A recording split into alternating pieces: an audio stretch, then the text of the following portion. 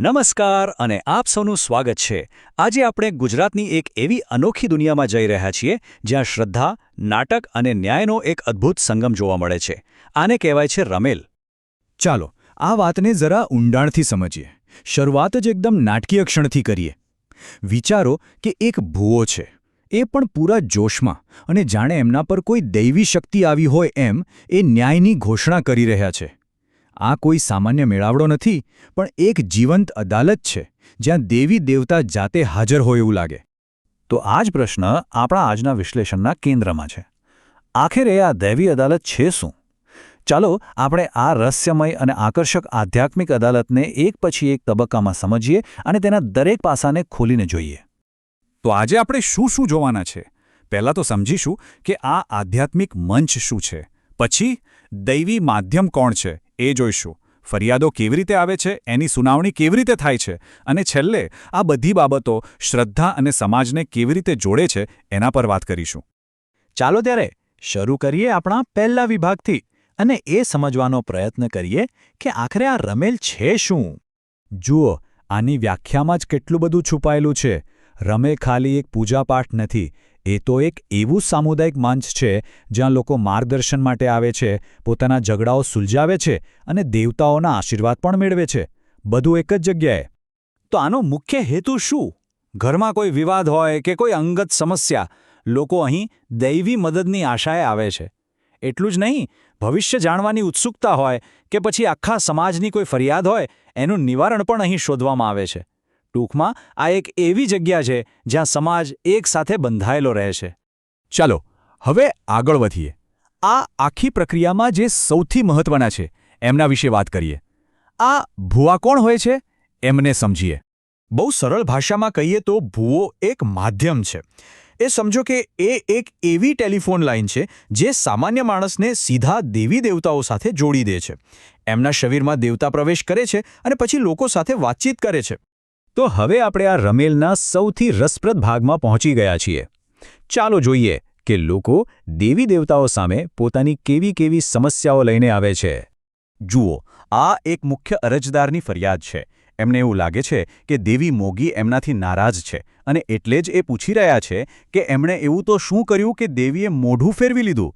આખી રાતની મુખ્ય તપાસ હવે આ જ સવાલ પર જ ચાલશે. અને અહીં જુઓ, વાતાવરણ કેવું ગરમ થઈ ગયું. એક ભૂવો બીજા ભૂવાને સીધો પડકાર ફેંકે છે, કહેશે કે આ તો નકલી છે.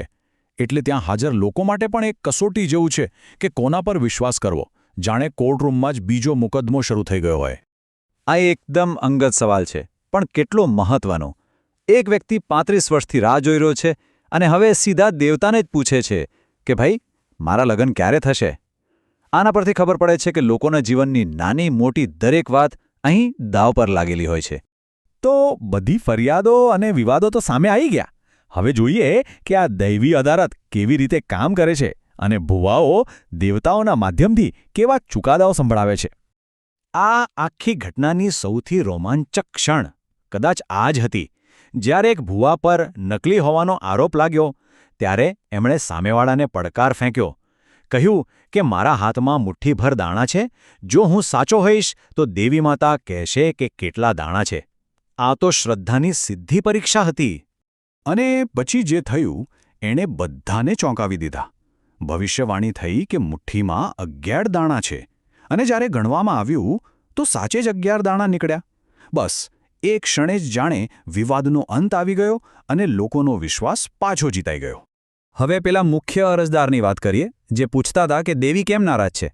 તો રહસ્ય ખુલ્યું. કોઈ મોટો ગુનો નહોતો કર્યો એમણે. બસ એક સારા પ્રસંગે દેવીને નાળિયેર ચડાવવાનું ભૂલી ગયા હતા. આદરની એક નાનકડી ભૂલ, પણ એ જ નારાજગીનું કારણ હતી. એટલે જુઓ, અહીં જે ચુકાદો અપાયો એ ખાલી સજા નથી, એનાથી કંઈક સુધારો લાવવાનો પ્રયાસ છે. એક તરફ દેવીને ભેટ આપવાની છે અને બીજી તરફ સમાજ માટે દાન પણ કરવાનું છે. એટલે કે ભૂલ સુધારવાની સાથે સાથે કંઈક સારું કામ પણ કરવાનું. આ જ છે દૈવી ન્યાય. અને પેલા ભાઈ જે લગ્ન માટે ચિંતિત હતા, એમને શું મળ્યું? એમને ખાલી આશા ન મળી, પણ એક ચોક્કસ સમયમર્યાદા મળી. દેવીએ કહ્યું કે 11મા દિવસે સગાઈ થશે અને 130મા દિવસે તો લગ્ન પણ થઈ જશે. આનાથી વધુ મજબૂત ભવિષ્યવાણી શું હોઈ શકે? તો આ બધી નાટકીય ઘટનાઓ પછી સવાલ એ થાય કે જે લોકો આમાં ભાગ લે છે એમના માટે આનો ખરેખર અર્થ શું છે? ચાલો એનો સારાંશ જોઈએ. આપણે જે જોયું એ ખાલી એક ધાર્મિક વિધિ નથી, એના કરતાં ઘણું વધારે છે. આ તો એક એવી વ્યવસ્થા છે જ્યાં લોકોને સરળતાથી ન્યાય મળે છે, જ્યાં લોકો જાહેરમાં જવાબદાર ઠરે છે. આનાથી સમાજમાં સુમેળ વધે છે અને લોકોને માનસિક શાંતિ મળે છે. ટૂંકમાં આ એક જીવંત સાંસ્કૃતિક પરંપરા છે. તો આ કોઈ ભૂતકાળની વાત નથી, આ તો આજે પણ જીવંત છે. એક એવી વ્યવસ્થા જે પ્રાચીન શ્રદ્ધાના આધારે આજની આધુનિક સમસ્યાઓનો ઉકેલ લાવવાનો પ્રયત્ન કરે છે. અને આ જ વાત આપણને એક અંતિમ અને મહત્વના પ્રશ્ન તરફ દોરી જાય છે. વિચારવા જેવો પ્રશ્ન છે નહીં કે આજના સમયમાં જ્યાં આપણી પાસે આધુનિક કોર્ટ અને કાયદાઓ છે, ત્યાં ન્યાય અને સમુદાય માટેની આવી પ્રાચીન પરંપરાઓનું શું સ્થાન છે?